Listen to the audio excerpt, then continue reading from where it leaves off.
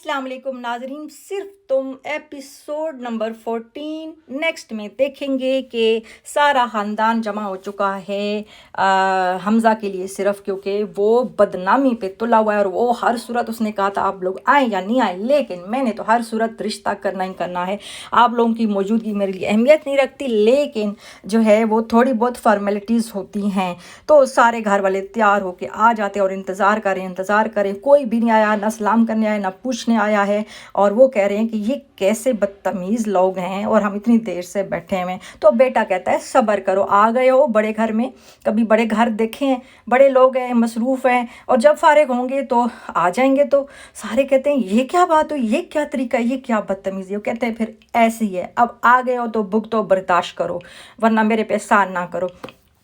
जो है अमल का बाप जो है एंटर होता है और आता है और वो शुरू हो जाता है कि इतने बड़े घर में आ गए हो तुम लोग, कभी देखा है ये, मेरी तो बेटी जो है लाड प्यार में पली हुई है और मैं तो इस रिश्ते के हक़ में नहीं हूँ, क्योंकि अमल और हमज़ा का कोई जोड़ ही नहीं है।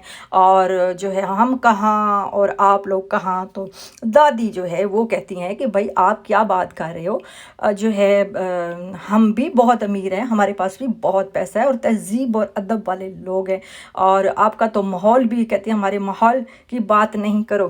और वो कहती है कि हमें भी किसी चीज़ की कमी नहीं है, अल्हम्दुलिल्लाह, अच्छा खाते हैं, अच्छा पहनते हैं, तो हमारा भी बहुत कुछ है और हम इज़्ज़तदार लोग हैं। तो दादी को बहुत ज़्यादा गुस्सा आ रहा था। अब वो जो है हमज़ा तिल मिला रहा होता है अंदर से, और वो उसको गुस्सा भी आ रहा होता है क्योंकि वो भी लिहाज नहीं करता किसी का भी, ना बड़े का ना छोटे का।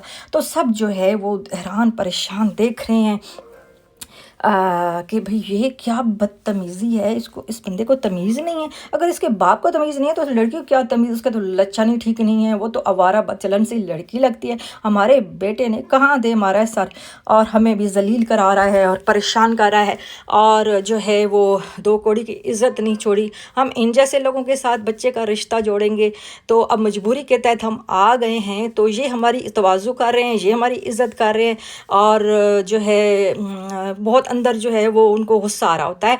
तो फिर जो है वो अमल का बाप कहता है कि देखो मेरी बात सुनो, मेरी शहज़ादी जैसी बेटी है जो आपके किसी तरह बेटे के लायक नहीं है, लेकिन मैं अपनी बेटी की ख्वाहिश के मुताबिक इसको इसके साथ रिश्ता जोड़ना चाहता हूँ, वरना मुझे ये रिश्ता बिल्कुल कबूल नहीं है।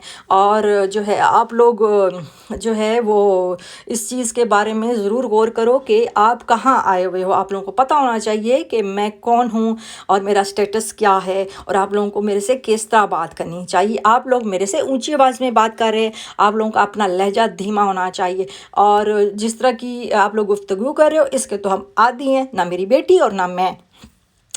तो बेटी भी जो है अकड़ के बैठी हुई है और हंस रही है और खुश हो रही है कि मेरी बड़ी तारीफ़ें हो रही हैं, यानी कि एक इज़्ज़तदार घराने की बेटी जो होती है वो ऐसी होती है। और जो है वो बैठ के तो ये जनाब इस तरह के बकवास कर रहे हैं। और जो है फिर जो अमल का बाप है वो कहता है कि जो है वो ये तो मेरा घर दामाद बनेगा और मेरा इसके साथ तय हो गया है। और वो परेशान सारे देख रहे हैं और कि ये क्या कह रहा है और ये कैसे हो सकता है, हमारी पूरी नस्लों में ऐसी चीज़ नहीं है, उनकी तो इज़्ज़त बेइज़्ज़ती का मकाम होता है। और बेटा जो है वो तैयार है दामाद बनने के लिए, और जो है वो कहते हैं कि ये क्या हो गया है, हमारा इकलौता बेटा है और जो है वो किधर फंस गया है। तो वो कहते हैं कि ये डील हो चुकी है मेरी, अमल का बाप कहता है, और आपके बेटे की रजामंदी से हो रहा है, और अब आप लोगों की मर्ज़ी है, आप लोगों ने शादी में शिरकत करनी है या नहीं करनी।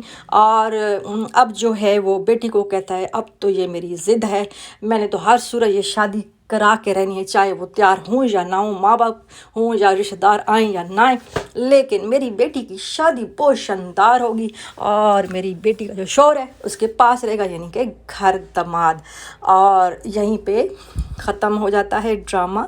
तो नेक्स्ट ये इसका आप पूरा एपिसोड देखेंगे कि क्या होता है, क्या हमज़ा और अमल की शादी हो पाती है या नहीं। तब तक के लिए अल्लाह हाफ़िज़।